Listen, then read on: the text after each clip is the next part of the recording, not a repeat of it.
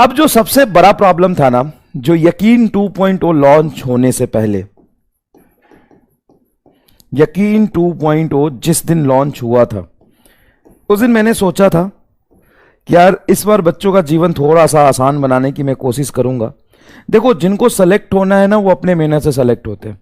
उसको सीरियसली मैं बता दूं, ना तो कोई कोचिंग, ना तो कोई टीचर, ना कोई बैच कोई सेलेक्ट नहीं करा सकता। बेटा ये मतलब हजार बातों का एक जवाब है, हजार कंफ्यूजन का, हजारों सवाल का बस एक जवाब है। जिसको सेलेक्ट होना है वो खुद होता है, ना तो उसको कोई टीचर सेलेक्ट करा सकता है, ना तो कोई बैच सेलेक्ट करा सकता है, ना कोई कोचिंग सेलेक्ट करा सकता है। वो अपने मेहनत से सेलेक्ट होता है, अपने दम पे सेलेक्ट होता है। और ये बहुत अच्छी बात है, फैक्ट है ये। टीचर का कभी सिलेक्शन नहीं होता, सिलेक्शन बच्चों का होता है। और लास्ट ईयर भी यकीन से बच्चे आए ही हैं, वो 180 में से 180 20-30 बच्चों का आया है लक्ष्य और यकीन से। और आपने देखा टॉप 100 में हमने 6 बच्चे पढ़ाए। और मुझे इस बात को कहने में कोई शर्म नहीं आनी चाहिए और कहना चाहिए कि 6 बच्चे मैंने पढ़ाए थे टॉप 100 में। 6 बच्चे मैंने एक साल में, 6 बच्चे टॉप 100 में। मैं बच्चों का मेहनत है, ठीक है।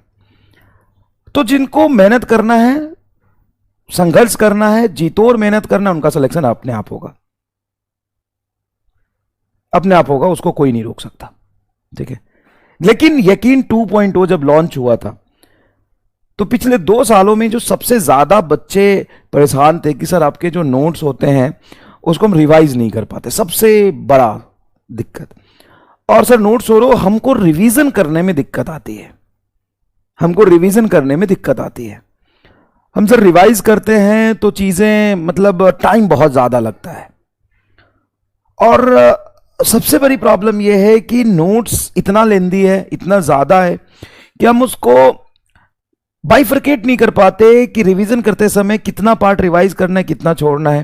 क्या सारे सवाल रिवाइज करने होते हैं, सारे सवाल इक्वली इंपॉर्टेंट है क्या? सबसे बड़ा समस्या यही है, सबसे बड़ा समस्या ये क्या? रिवीजन। सबसे बड़ा समस्या यही है क्या? रिवीजन।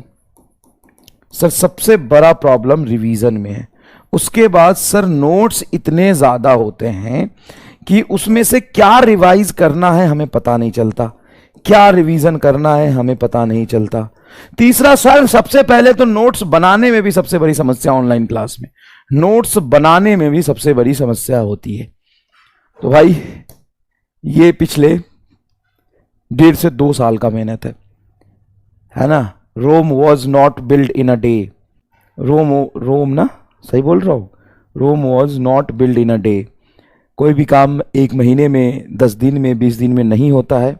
बहुत लंबा समय, बहुत लंबा संघर्ष, बहुत लंबा मेहनत और एक प्रोसेस होता है। ऐसा नहीं है कि मैंने पेपर पे कुछ लिख दिया वो किताब बन जाएगा, कुछ नहीं होता। पेपर पे लिखना, सीक्वेंस में लिखना, सेलेक्टिविटी देना, उसका टाइप होना, अलग अलग मेथड से चीज़ें बनना, फिर उसको रिवाइज करना, फिर लगना कि नहीं यार इसमें तो और कमी है, कुछ और होना चाहिए, फिर उसको ठीक करना, फिर उसमें एरर आना, फिर उसको ठीक करना। बहुत मुश्किल काम है, मतलब सच में। मतलब ऐसा नहीं कि एक पेपर पे कुछ लिख दो और वैसे 100 पेपर बन जाएंगे तो उसको कंपाइल कर दो, नहीं। किसी भी चीज़ को करने के लिए, किसी भी चीज़ को करने के लिए आदमी पहले असफल होता है, उसको संघर्ष करना पड़ता है, उसको हमेशा लगता है यार नहीं हो पाएगा, बहुत मेहनत है, थोड़ा करता है फिर छोड़ देता है। पहला कदम उठाना सबसे इंपॉर्टेंट होता है, लेकिन काफ़ी नहीं होता। मेरी बात समझिए, पहला कदम उठाना बहुत इंपॉर्टेंट होता है, बहुत हिम्मत का काम है, लेकिन वो काफ़ी नहीं होता। पहला कदम उठाने के बाद कितने लोग आराम से बैठ जाते हैं, बहुत मुश्किल लगता है। लेकिन फाइनली वो आ गया। The name is physics made easy. Physics made easy. Class के सारे इंपॉर्टेंट फॉर्मूले, सारे इंपॉर्टेंट कंसेप्ट, किसी मॉड्यूल में जितनी वैरायटी नहीं होगी उतनी वैरायटी जो नीट और जेई मेन के कंसेप्ट के लिए, मतलब सवाल को सॉल्व करने के लिए जरूरी है, वो सारे कंसेप्ट एकदम सीक्वेंस में। मतलब क्लास में जितने कंसेप्ट पे सवाल बनते हैं ना, सारे कंसेप्ट, सारी थ्योरी, सारा फॉर्मूला, सारा डेफिनेशन एकदम सीक्वेंस में। टोटल 35 चैप्टर्स हैं, शॉर्ट फॉर्म में, सारा एकदम ब्यूटीफुल डायग्राम के साथ डायग्राम पे एकदम दिल आ जाएगा तुम्हारा, मतलब जब तुम पढ़ोगे ना तुमको लगेगा उसको छोड़े ही ना। बायोलॉजी से भी खूबसूरत।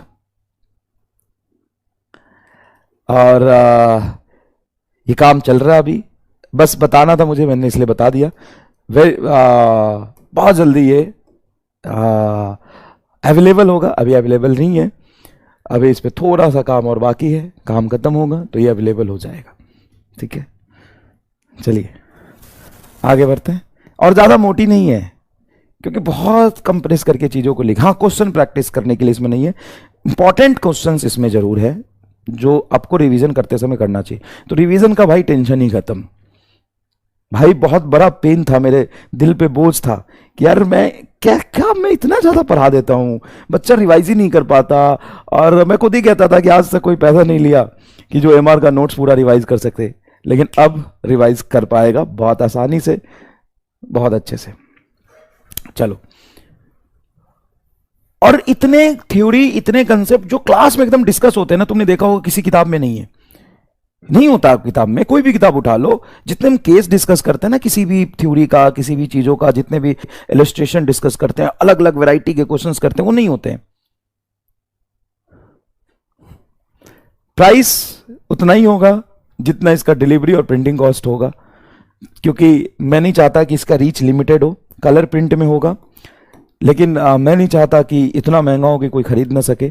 1 महीने के इंटरनेट के प्राइस में आएगा बस।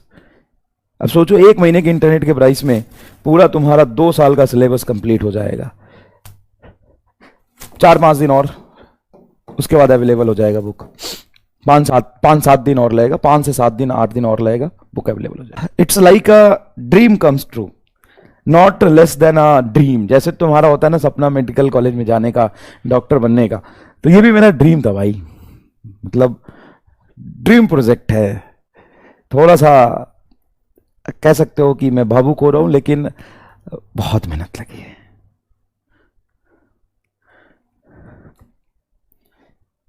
एक एक वर्ड अपने हाथों से लिखा है भाई, एक एक डायग्राम। मोमेंट है भाई, मोमेंट है, मोमेंट है मोमेंट। अरे यार, एक तो तुम स्लाइड मैप नहीं है, आग लगे चाहे बस्ती में, हमको स्लाइड मैप चाहिए पूरी हस्ती में। हमको मतलब नहीं है, हमको स्लाइड मैप दे दो बस, उसके बाद हम चले जाएंगे देख के। इनको कुछ नहीं चाहिए जीवन में, इनको चाहिए स्लाइड मैप। सर हमको स्लाइड मैप दे दो, हम चले जाएंगे, हमको कुछ और नहीं चाहिए, हमको कुछ और नहीं चाहिए, हमको स्लाइड मैप दे दो बस। स्लाइड मैप दे दे रे बाबा, स्लाइड मैप दे दे रे। खुश? आ गया स्लाइड मैप?